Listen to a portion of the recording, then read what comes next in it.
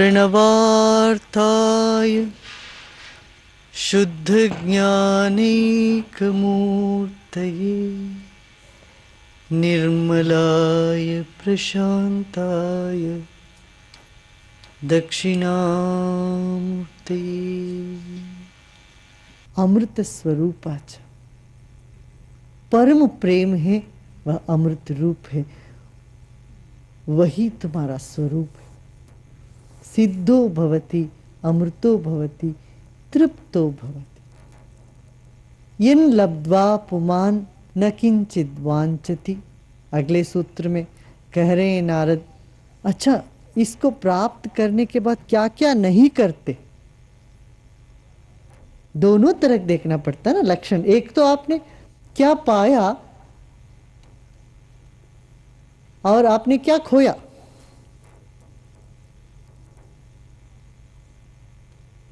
पाया तो ये पाया कि हमारे भीतर जो तत्व है वो ना भीतर है ना बाहर है, सब जगह है या दोनों जगह है, और वो अमृत तत्व है और जिसके पाने पर जीवन में कुछ कमी नहीं रह जाती है। यह भक्ति है और तृप्ति झलकती जीवन में। तो ये भक्ति का लक्षण, पाने का लक्षण हुआ। भक्ति पाने से क्या क्या नहीं करते वो, यम लब्ध्वा पुमान् न किंचित् वांछति। मुझे ये चाहिए वो चाहिए वो चाहिए, और चाह जिससे मिट जाती है। कुछ जीवन में सौभाग्यशाली उन्हीं को कहते हैं जिनके मन में चाह उठे नहीं वो पूरा हो जाए। भाग्यशाली हम उसी को कह सकते हैं जिनके भीतर चाह की कोई आवश्यकता ही ना पड़े। माने भूख लगे भी नहीं तब तक खाना सामने मौजूद होता हो, तो उन्हीं को कहोगे ना तुम भाग्यशाली। प्यास लगे ही नहीं मगर पानी है, अमृत है सामने पीने के लिए, तो माने चाह उठने की संभावना ही नहीं रहे, तो ये कह सकते हैं हम ये भाग्यशाली है। और दूसरे नंबर का भाग्यशाली उससे जरा कम, चाह उठते ही पूरा हो जाए। आपको प्यास लग रही हो तो तुरंत कोई लेके आए पानी। माने चाह उठा और उसका पूरा होने पर कोई देर न लगी। ये दूसरे नंबर के भाग्यशाली है। तीसरे नंबर के भाग्यवान वो होते हैं जिनके भीतर चाह तो उठती है मगर पूरा होने में बहुत समय और परिश्रम लग जाता है।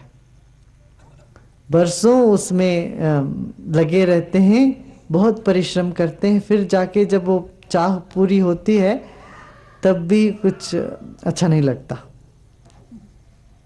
उसका आनंद भी नहीं ले पाते, उसका खुशी भी नहीं अनुभव कर पाते। ये उससे भी कम भाग्यशाली। और दुर्भाग्य उन्हीं को कहते हैं जिनके भीतर सिर्फ चाह उठता है, कोई पूरा नहीं होता। भक्ति को पाने से जीवन में कुछ इच्छा रह नहीं जाती। क्यों? जो आवश्यक वस्तुएं हैं अपने आप जरूरत से अधिक समय से पूर्व प्राप्त होने लग जाता। न किंचित् वांछति न शोचति।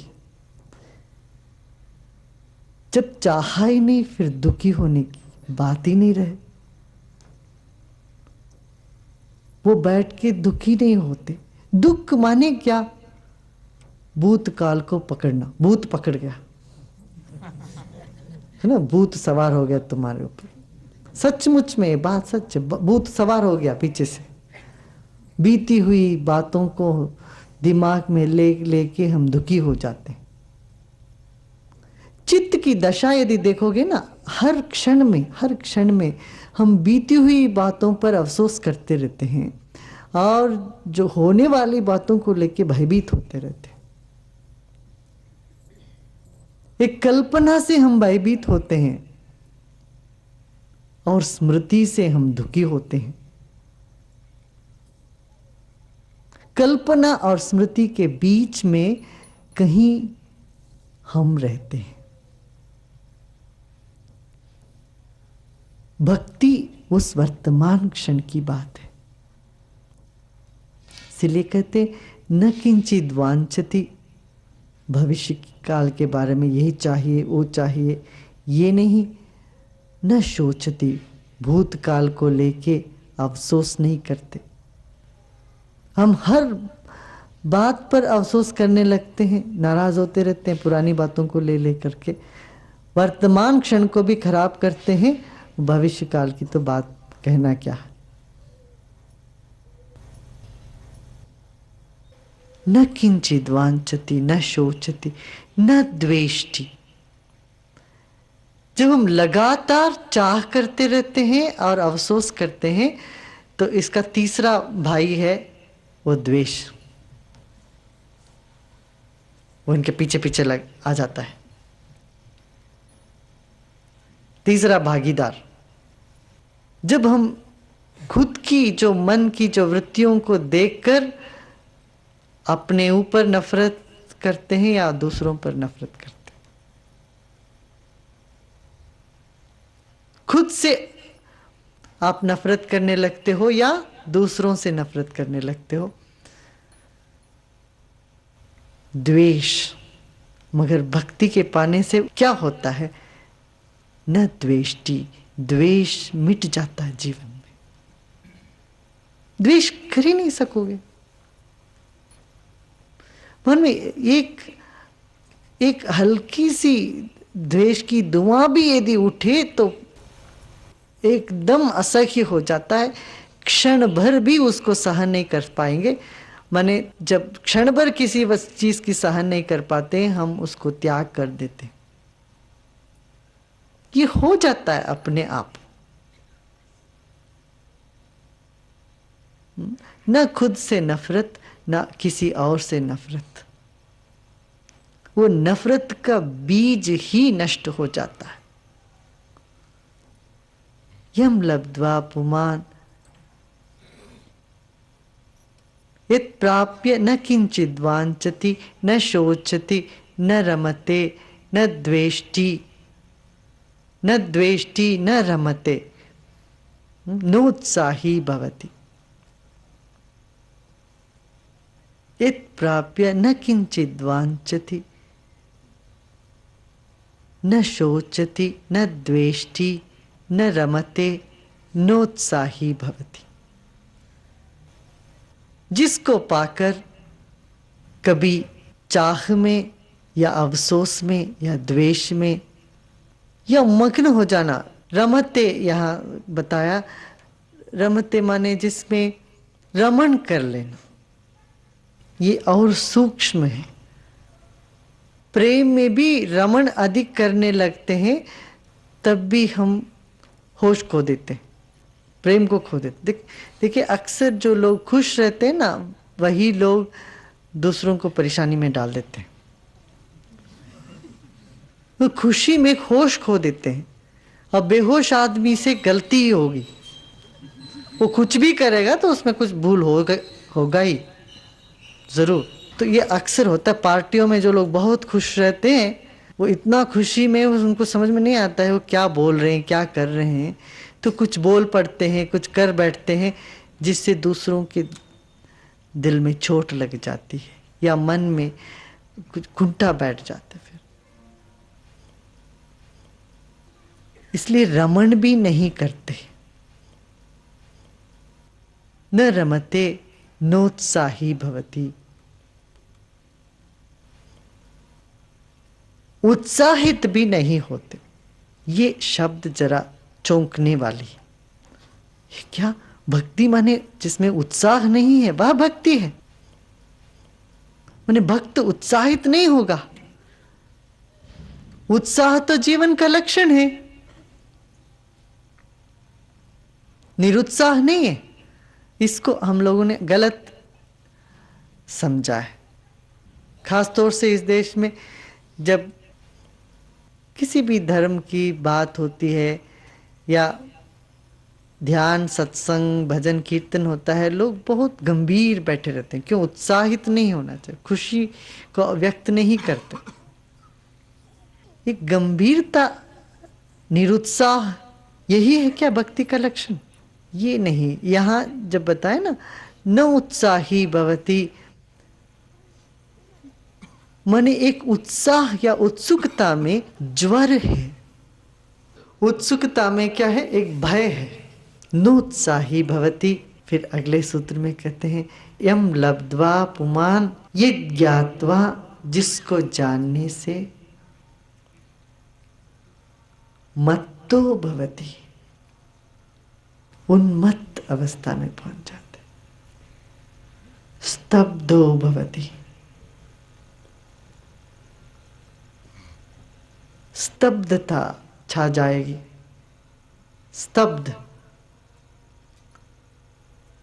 ठहराव, जीवन में एक ठहराव आ जाता, मन में एक ठहराव आता, व्यक्तित्व में एक ठहराव आ जाए, ये भक्ति का लक्षण है। चंचलता मिट जाए, स्थिरता की प्राप्ति हो। मत्तो भवती, जैसे इंटॉक्सिकेटेड जिसको कहते हैं, जिसका नशा चढ़ गई हो, नशे में हो, ये भी एक लक्षण। भक्ति का नशा ऐसी नशा है जिसके बराबर और कोई नशा नहीं। प्रेम की नशा सबसे बुरी, ऐसी नशा है जो तुमको सारी दुनिया को बुला देती। प्रेम की नशा ऐसी है जो सारी दुनिया को बुला देती है। यह ज्ञात्वा, जिसको जानने से, यहां एक फर्क है। जिसको पाना मगर उसको जानना, दो अलग चीज। पा लेना आसान है मगर जानना कठिन है। सो जाना आसान है मगर नींद के बारे में जानना बहुत कठिन है। प्रेम करना आसान है मगर प्रेम को समझना अति कठिन है। मगर एक बार समझ जाए, जो समझने की साधन जो है, उस साधन ही ऐसे डूब जाएगा, जिससे तुम समझते हो, समझने लगेगा, वही शांत हो जाएगा, वही पिघल जाएगा। तभी मत हो सकते हैं, उन्मत्त हो सकते। उन्मत्त माने क्या? जहां बुद्धि पिघल गई। बुद्धि को पिघलाना इतना आसान नहीं है। और जब भी आदमी परेशान होता है बुद्धि से, तभी पी के उसको पिघालने की कोशिश करता है। वो होता तो नहीं है, थोड़े समय के लिए हो जाता है, उन्मत्त हो जाता है नशे में, मगर वो एक स्थायी स्थिति तो नहीं है। मगर भक्ति में एक स्थायी स्थिति का उदय उद्गम होता है। क्या? मत तो बहुत, एक मत, एक नशा। उस नशा के साथ ठहराव। अक्सर जो व्यक्ति नशे में होता है उसमें कोई ठहराव नहीं होता, वो लुढ़कुड़ाता रहता है, जीवन में अस्थिर रहता है। स्थिरता भी रहे और उन्मत्तता भी हो, ये एक विशेष अवस्था है। वह भक्ति से ही संभव है और कोई चारा ही नहीं। मत्तो भवति, स्तब्धो भवति, आत्मरामो भवति। फिर वो अपनी आत्मा में रमण करने वाला होता है।